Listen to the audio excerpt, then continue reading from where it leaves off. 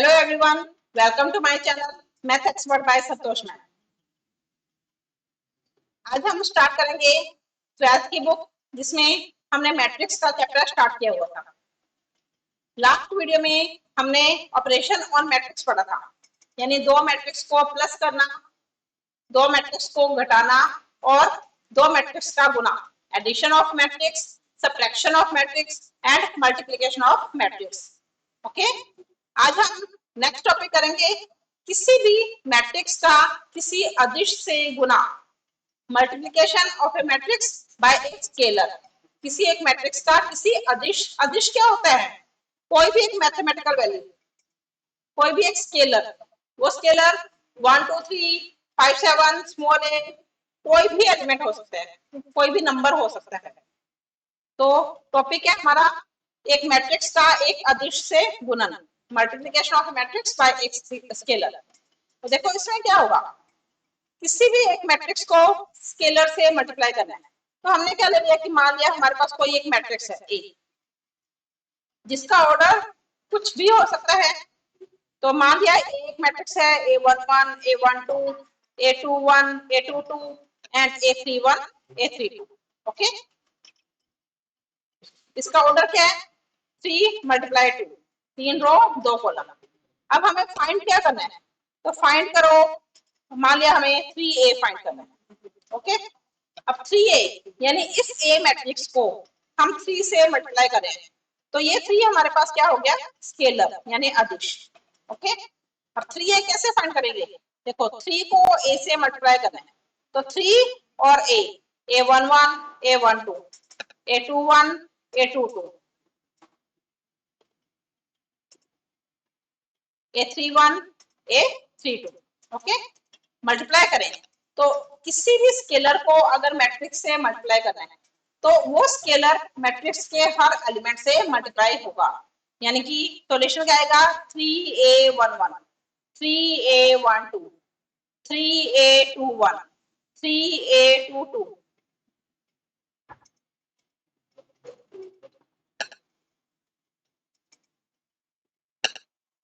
Three a two two, 3a31 and 3a32। Okay, ये है किसी भी मैट्रिक्स को किसी स्केलर से मल्टीप्लाई करना। हमको एक मैट्रिक्स लेकर अब इसका जो सॉल्यूशन आएगा वो सॉल्यूशन भी क्या होगा? जो गिवन मैट्रिक्स का ऑर्डर था उसी ऑर्डर की हमारे पास मैट्रिक्स आएगी। ओके, तो हम इसका कोई भी एक एग्जांपल ले। तो मान लिया हमारे पास कोई एक मैट्रिक्स है A इक्वल टू, जिसमें हमने मान लिया 1.5, 0, 2, 4.7 और यहाँ पर हमने ले लिया 3 एंड 6 और फाइंड करने के लिए बोल दिया कि फाइंड कीजिए 2a। ओके, तो 2a यानी 2 को मल्टीप्लाई करेंगे a से, 1.5, 0, 2, 4.7, 3 और 6। अभी मैंने क्या बताया? स्केल, ये स्केलर हो गया। स्केलर को किसी मैट्रिक्स से गुना करना है, वो स्केलर मैट्रिक्स के हर एलिमेंट से मल्टीप्लाई हो जाएगा। तो देखो 2 मल्टीप्लाई 1.5 यानी 3.0, 2 multiply 0, 2 multiply 2, 2 multiply 4.7, 2 multiply 3, 2 multiply. Okay, matrix का ऑर्डर क्या था हमारे पास? 3 रो 2 कॉलम। तो सॉल्यूशन क्या आया? 3 रो 2 कॉलम। ये है किसी भी मैट्रिक्स का किसी स्केलर से गुना करना। ओके, क्लियर है? हमारा नेक्स्ट टॉपिक है मैट्रिक्स का परिवर्त, ट्रांसपोज ऑफ ए मैट्रिक्स। अब ट्रांसपोज, किसी भी मैट्रिक्स का ट्रांसपोज करना। कोई भी मैट्रिक्स है, मान लिया एक मैट्रिक्स है A11, A12, A21, A22। Okay, मान लिया एक मैट्रिक्स है A11, A12, A21, A22 यानी 2 क्रॉस 2 किसी भी ऑर्डर की मैट्रिक्स हो सकती है। यहाँ पर भी हमें करना है ट्रांसपोज ऑफ ए मैट्रिक्स। तो ट्रांसपोज ऑफ ए मैट्रिक्स क्या कराएगा? A और उसकी पावर में T। इसे कहते हैं ट्रांसपोज ऑफ ए मैट्रिक्स। अब ट्रांसपोज का मीनिंग क्या होता है? ये देखो मैं सिंपल से भी लिखता हूँ, रो और कॉलम। क्या मतलब हुआ इसका? कि रो को हमें कॉलम में बदल देना है, कॉलम को हमें रो में बदल देना है। ओके, तो रो और कॉलम को अब आपस में, इसका मीनिंग क्या हुआ हमारे पास इंटरचेंज, रो और कॉलम को आपस में बदलना। तो देखो रो को कॉलम में, कॉलम को रो में कैसे बदलेंगे। फर्स्ट रो हमारे पास क्या है, अगर मैं यहाँ पर लिखूं A11 A12, ये हमारे पास फर्स्ट रो है, तो फर्स्ट रो को हम फर्स्ट कॉलम में बदल देते हैं, यानी इसे अगर कॉलम में लिखे तो क्या देगा A11 A12। सेकंड रो हमारे पास क्या है 21 और 22, तो 21 और 22 सेकंड रो थी, मैंने उसे सेकंड कॉलम बना लिया, तो अपने आप देखो इंटरचेंज हो गया। फर्स्ट कॉलम क्या था हमारे पास 11 और 21, जो कि रो बन गया, सेकंड कॉलम सेकंड रो में कन्वर्ट हो गया। तो इस मैट्रिक्स का जब हमने ट्रांसपोज किया तो रो और कॉलम का आपस में इंटरचेंज हो गया ना, जो रो थी वो कॉलम बन गई और जो कॉलम था वो रो बन गया, तो ये क्या कहलाएगा, मैट्रिक्स का ट्रांसपोज कहलाता है। ओके, आगे सामने फॉर एग्जांपल अगर हम एक एग्जांपल लें, तो मान लिया हमारे पास ए कोई मैट्रिक्स है 1 4 7 3 6 8 5 2 4, मान लिया मेरे पास ये मैट्रिक्स है, जिसमें मैं एक और रो ले लेती हूँ, इंक्लूड कर लेती हूँ 7 9 3। ओके,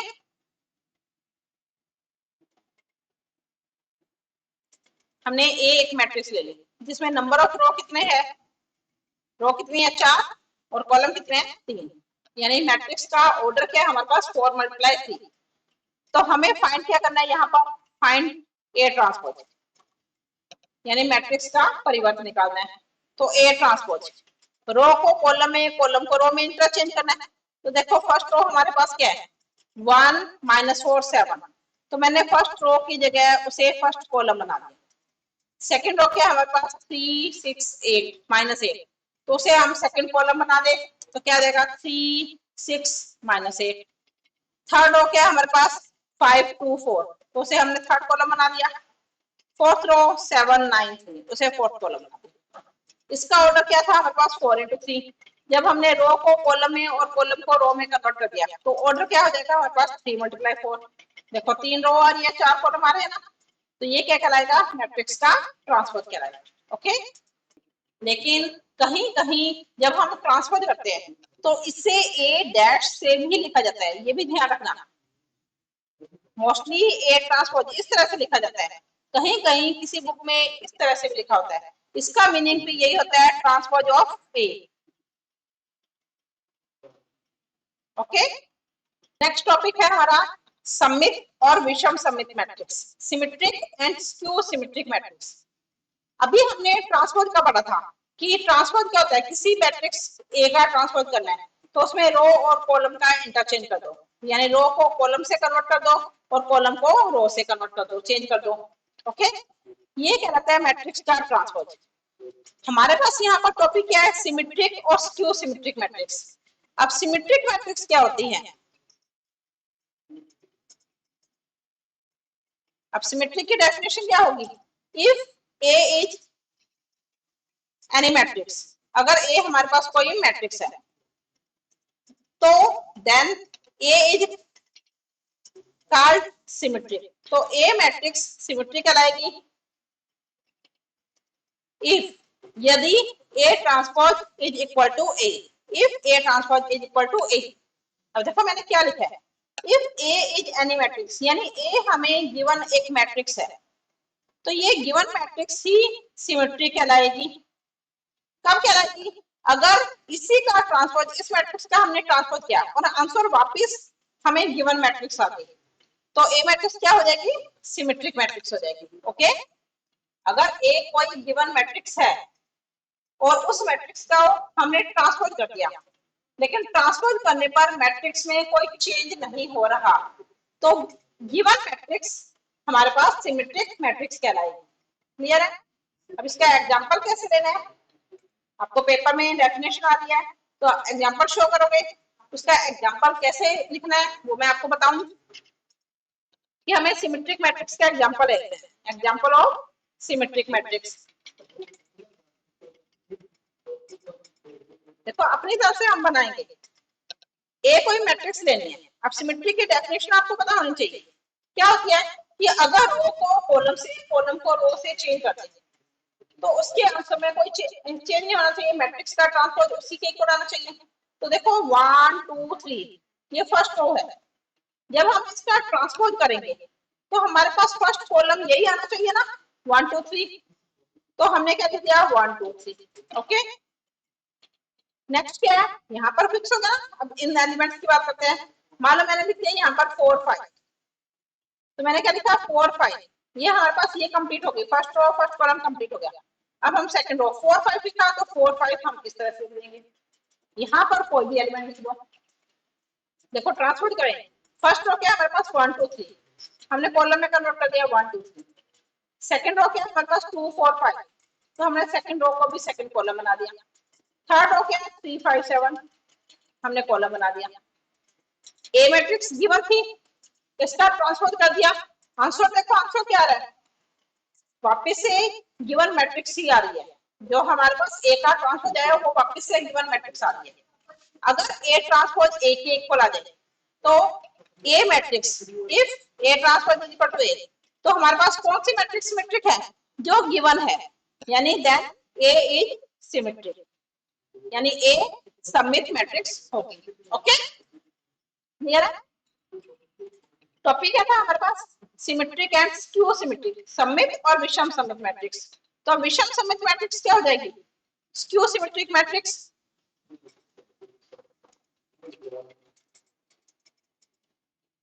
यानी कि विषम सममित मैट्रिक्स।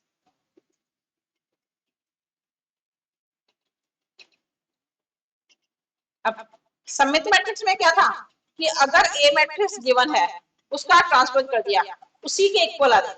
विषम सममित में आंसर तो इक्वल होगा लेकिन साइन नेगेटिव हो जाएगा, यानी ए का ट्रांसपोज माइनस ए के इक्वल। अब इसे कैसे शो करेंगे, डेफिनेशन इसकी क्या होगी, अब इसकी डेफिनेशन क्या होगी, मान लिया एक कोई मैट्रिक्स है, let A is any matrix. Okay, then A is skew symmetric, तो ए स्क्यू सिमेट्रिक कहलाएगी if A transpose is equal to minus A, यदि उसका ट्रांसपोज करें और उसी के इक्वल बट ऑपोजिट साइन में आ जाए तो given matrix skew symmetric matrix कहलाती है। फॉर एग्जांपल, अब इसका एग्जांपल कैसे लिखेंगे, देखो अगर हमारे पास कोई मैट्रिक्स है, हमें स्क्यू सिमेट्रिक का एग्जांपल लिखना है, तो उसका एग्जांपल कैसे होगा, उसमें जो डायगोनल की वैल्यू होती है यानी विकर्ण की वैल्यू होती है हमेशा 0 होगी। अब बाकी एलिमेंट्स हम बनाएं, ये मान लिया मैंने लिख दिया 1 और -2, हमारे पास सॉल्यूशन क्या आना चाहिए, उसी मैट्रिक्स के इक्वल लेकिन साइन चेंज होना चाहिए। ये देखो अगर हमने यहाँ +1 लिखा है तो यहाँ लिखेंगे -1, -2 लिखा है तो यहाँ लिखेंगे +2। ओके, अब यहाँ पर 0, यहाँ पर मान लिया मैंने लिख दिया 5, अगर +5 लिखा है तो यहाँ क्या आ जाएगा -5। अब चेक करो, इसका ट्रांसपोज निकालते हैं। ट्रांसपोज क्या होता है, रो को कॉलम, कॉलम को रो में चेंज करना। तो फर्स्ट रो क्या है 0 1 -2, फर्स्ट रो यानी मैंने उसे फर्स्ट कॉलम बनाना। सेकंड रो क्या हमारे पास -1 0 5, -1 0 5 रो थी, मैंने कॉलम लिख दिया। थर्ड रो क्या हमारे पास 2 -5 0, तो 2 -5 0, थर्ड कॉलम बना दिया। अब a transpose is equal to, अगर यहाँ से माइनस को हम कॉमन ले लें तो सॉल्यूशन देखो 0 में प्लस या माइनस से कोई चेंज नहीं होता, माइनस कॉमन लिया तो +1 -2, -1 0 +5 2 -5 0। ये देखो हमारे पास क्वेश्चन क्या था 0 1 -2, ए में यही था ना, -1 0 5 -1 0 5 2 -5 0 2 -5 0, यानी ए ट्रांसपोज, ये माइनस बाहर कॉमन था, जो मैट्रिक्स आ रही है वो ए के इक्वल आ रही है। अगर ए ट्रांसपोज -a के इक्वल आ जाए तो गिवन मैट्रिक्स ये थी हमारे पास, तो जो गिवन मैट्रिक्स है वो मैट्रिक्स क्या कराएगी, स्क्यू सिमेट्रिक। तो हम क्या लिख देंगे हैं ए इज स्क्यू सिमेट्रिक, यानी ए मैट्रिक्स क्या है हमारे पास विषम सममित मैट्रिक्स होगी। और आगे देखो मैट्रिक्स की कुछ प्रॉपर्टी होती है। वो प्रॉपर्टी क्या होती है? देखो फर्स्ट प्रॉपर्टी कहती है अगर दो मैट्रिक्स को ऐड किया और उसका ट्रांसपोज कर दिया तो सॉल्यूशन क्या आएगा? A transpose plus b transpose. Okay, दो मैट्रिक्स को प्लस करके ट्रांसपोज करें या ट्रांसपोज करके प्लस करें तो आंसर सेम आएगा। सेकंड प्रॉपर्टी सब्ट्रैक्शन के लिए होती है, a माइनस बी का whole transpose equal to a transpose minus b transpose. Third property इसकी होती है कि अगर दो मैट्रिक्स का मल्टीप्लाई करके उसका ट्रांसपोज करें तो वो सॉल्यूशन इक्वल होता है b ट्रांसपोज a ट्रांसपोज के। और फोर्थ प्रॉपर्टी होती है किसी भी स्केलर को मैट्रिक्स से मल्टीप्लाई किया, हमने ये टॉपिक किया था ना, और उसका ट्रांसपोज कर दें तो सॉल्यूशन क्या आएगा? के ए ट्रांसपोज। यानी मैट्रिक्स का ट्रांसपोज करके स्केलर से मल्टीप्लाई करें या स्केलर से मल्टीप्लाई करके ट्रांसपोज करें, आंसर सेम होगा। अब इन प्रॉपर्टी के आधार पर मैं आपको एक थ्योरम करवा रही हूँ। थ्योरम क्या है? यदि ए कोई वर्ग मैट्रिक्स हो, इफ ए यानी स्क्वायर मैट्रिक्स, स्क्वायर मैट्रिक्स क्या बताई थी? जिसमें number of row number of column same होते हैं, यानी m is equal to n होता है, तो वो मैट्रिक्स स्क्वायर मैट्रिक्स कहलाती है। तो सिद्ध कीजिए। तो प्रूफ क्या करना है हमें? दो पार्ट्स है। First part a plus A transpose symmetric होनी चाहिए, second part a minus A transpose skew symmetric होनी चाहिए। ओके, तो हम प्रूफ करते हैं इसका। अगर a कोई स्क्वायर मैट्रिक्स है, हमें गिवन है, तो मान लिया a is a square matrix, यानी कि a एक स्क्वायर वर्ग मैट्रिक्स है। तो हमें प्रूफ क्या करना है? First part a plus A transpose symmetric होना चाहिए। अब a प्लस ए ट्रांसपोज को हमें प्रूव करना है सिमेट्रिक। अब किसी भी मैट्रिक्स को अगर सिमेट्रिक प्रूव करना है तो हमने देखो क्या किया था, अगर किसी मैट्रिक्स को सिमेट्रिक प्रूव करना है तो उस मैट्रिक्स का ट्रांसपोज कर दो, वापस से वही मैट्रिक्स आ जाए, तो ये मैट्रिक्स सिमेट्रिक होती है। तो हमें अब यहाँ पर क्या करना है? a प्लस ए ट्रांसपोज को सिमेट्रिक। तो हमें प्रूफ क्या करना है कि जिस मैट्रिक्स को सिमेट्रिक प्रूव करना है उस मैट्रिक्स का ट्रांसपोज कर दिया। ओके, जिसे सिमेट्रिक प्रूव करना है उस मैट्रिक्स का ट्रांसपोज कर दिया, वो आंसर उसी मैट्रिक्स के इक्वल यानी गिवन मैट्रिक्स के इक्वल आना चाहिए। हमें ये पार्ट प्रूव करके बताना है। इसकी लेफ्ट हैंड साइड को हम प्रूव करेंगे, आंसर क्या आना चाहिए? Right hand side. तो इसकी लेफ्ट हैंड साइड क्या है हमारे पास? a प्लस ए ट्रांसपोज और कंप्लीट का ट्रांसपोज। ओके,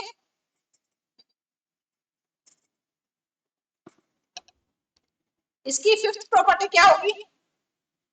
यहाँ पर मैंने चार प्रॉपर्टी बताई थी, इसकी एक और प्रॉपर्टी होती है अगर किसी मैट्रिक्स के ट्रांसपोज का ट्रांसपोज करें तो वो उसी के इक्वल आता है। ओके, अब देखो यहाँ पर इसकी लेफ्ट हैंड साइड क्या है? a प्लस ए ट्रांसपोज का होल ट्रांसपोज।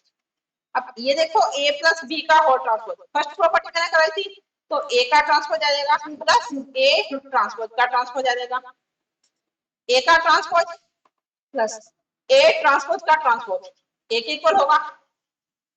दो मैट्रिक्स को अगर हम प्लस करते हैं तो a प्लस बी करें या b प्लस ए करें, आंसर सेम होगा, क्योंकि 2 प्लस 3 लिखे या 3 प्लस 2 लिखे, आंसर में कोई चेंज नहीं होगा। तो इसे हम क्या लिख सकते हैं? a प्लस ए ट्रांसपोज किसके इक्वल आ गई? राइट हैंड साइड के इक्वल आ गई। हमने प्रूव क्या किया? a प्लस ए ट्रांसपोज के होल ट्रांसपोज से हमारा आंसर क्या आ गया? a plus A transpose. It means हम क्या लिख देंगे? Hence a plus A transpose क्या होगी? सिमेट्रिक मैट्रिक्स होगी। ओके, अब इसके सेकंड पार्ट पे आ जाओ। सेकंड पार्ट क्या प्रूव करना है? a माइनस ए ट्रांसपोज को स्क्यू सिमेट्रिक। तो a minus A transpose second part हमें क्या प्रूव करना है? a minus A transpose is skew symmetric. अब स्क्यू सिमेट्रिक क्या था कि जिस मैट्रिक्स को हमें स्क्यू सिमेट्रिक प्रूव करना है उस मैट्रिक्स का ट्रांसपोज कर लो, आंसर तो उसी मैट्रिक्स के इक्वल आना चाहिए लेकिन साइन नेगेटिव होना चाहिए, ये था।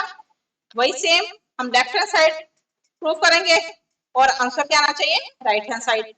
तो लेफ्ट हैंड साइड ली a माइनस ए ट्रांसपोज का होल ट्रांसपोज। अब सब्ट्रैक्शन के लिए प्रॉपर्टी क्या थी हमारे पास? a का ट्रांसपोज माइनस ए ट्रांसपोज का transpose, A transpose minus transpose का ट्रांसपोज, ए रह जाएगा, यहां से माइनस कॉमन ले ले, तो क्या बच गया हमारे पास, माइनस कॉमन लिया तो ए तो प्लस में हो गया और ए ट्रांसपोज माइनस में हो गया। यही हमें प्रूव करना था कि राइट हैंड साइड क्या है, A minus A transpose with negative sign. देखो ये हमारे पास राइट हैंड साइड आ गई ना। अगर गिवन मैट्रिक्स का ट्रांसपोज किया, आंसर वही मैट्रिक्स आ गया है बट साइन चेंज हो रहा है। तो जो गिवन मैट्रिक्स थी, यहाँ पर गिवन कौन सी है, ए माइनस ए ट्रांसपोज, ये क्या कहलाएगी, एक स्क्यू सिमेट्रिक। तो ये स्क्यू सिमेट्रिक मैट्रिक्स होगी। ओके, आगे समझ। नेक्स्ट हम एक और थ्योरम करते हैं। देखो थ्योरम क्या है, किसी वर्ग मैट्रिक्स को सममित और विषम सममित मैट्रिक्स के योग के रूप में व्यक्त किया जा सकता है।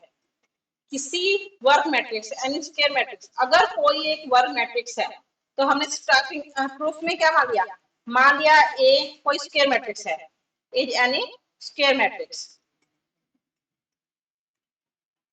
अब प्रूफ क्या करना है, देखो किसी भी वर्ग मैट्रिक्स को, जिसे हमने ए ले लिया, स्क्वायर मैट्रिक्स को ए ले लिया, उसे सममित और विषम सममित मैट्रिक्स के योग के रूप में लिख सकते हैं। यानी ए को हमें प्रूव करना है कि हम सिमेट्रिक और स्क्यू सिमेट्रिक मैट्रिक्स के सम के रूप में, यानी symmetric matrix plus skew symmetric matrix, सममित मैट्रिक्स प्लस विषम सममित मैट्रिक्स के योग के रूप में लिख सकते हैं। ये क्या है मेरे पास, सममित, और ये क्या है हमारे पास, विषम सममित मैट्रिक्स। ओके, ये हमें प्रूव करना है। अब इसके लिए देखो, अभी मैंने लास्ट थ्योरम करवाई थी कि अगर ए कोई स्क्वायर मैट्रिक्स है तो हमने प्रूव क्या किया था कि A plus A transpose symmetric होता है और A minus A transpose skew symmetric होता है। किया था हमने ये, इसी थ्योरम का यूज हम यहाँ पर करेंगे। अब सिमेट्रिक मैट्रिक्स क्या थी लास्ट थ्योरम के अकॉर्डिंग, हम वर्डिंग क्या लिखेंगे यहाँ पर, हम जानते हैं, वी नो दैट। वर्डिंग क्या है कि वी नो दैट, हम जानते हैं। क्या जानते हैं कि अगर ए कोई स्क्वायर मैट्रिक्स है, if A is any square matrix, अगर ए कोई स्क्वायर मैट्रिक्स है तो A plus A transpose symmetric होती है और A minus A transpose skew symmetric होती है। ये हम कर चुके हैं लास्ट थ्योरम में, इसलिए हमने वर्डिंग क्या लिखी, हम जानते हैं, वी नो दैट।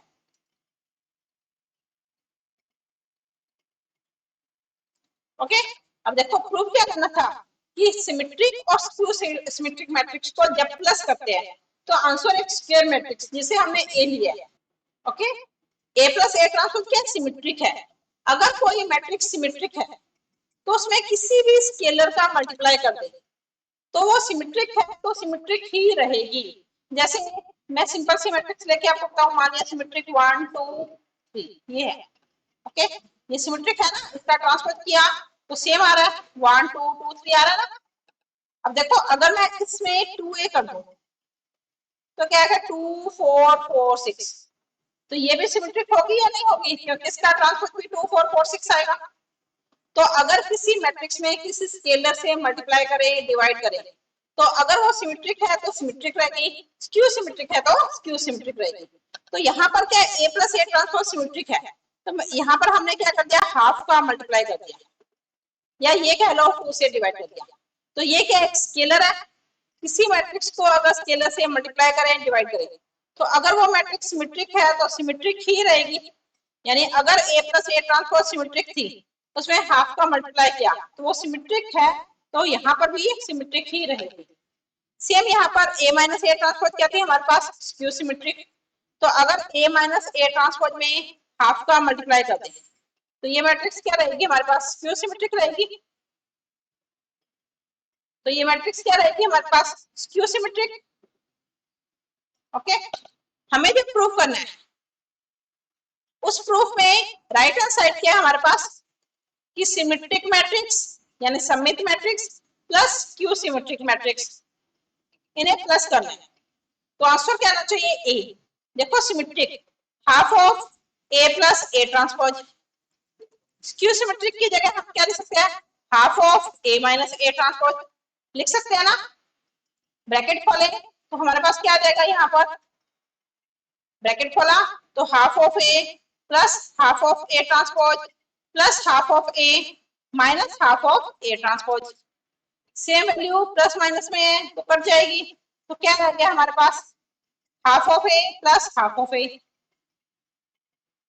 कितना रह जाएगा, ओनली ए रह जाएगा, जो कि लेफ्ट हैंड साइड थी।